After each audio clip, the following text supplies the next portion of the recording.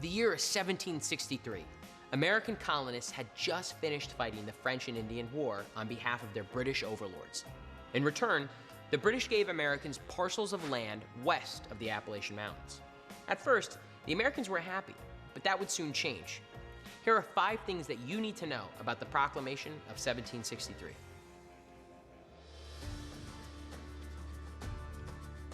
In the wake of the French and Indian War, a Native American tribal leader named Pontiac was fed up with the British military presence on his land.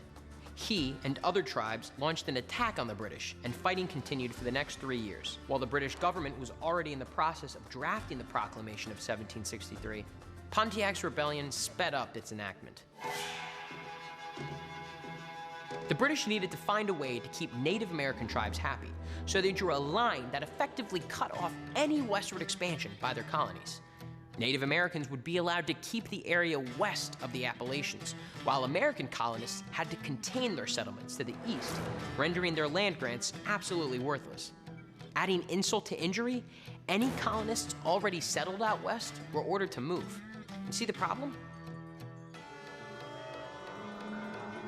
The Americans felt the proclamation was unfair, so in many cases, they just ignored it.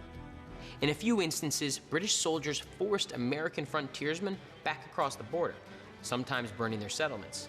But for the most part, enforcement was pretty weak, and colonists still sought land across the border, even if that meant breaking the law.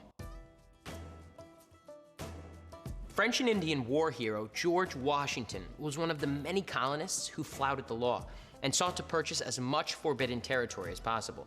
In a letter to his real estate agent, he dismissed the Proclamation of 1763 as a temporary expedient to quiet the minds of the Indians. In other words, Washington believed the proclamation would be repealed someday, and when it was, he wanted to already have a claim to this land.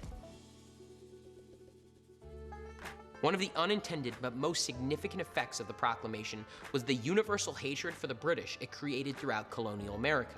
This is one of the earliest circumstances that created an American identity, because for the first time, the 13 colonies had something in common.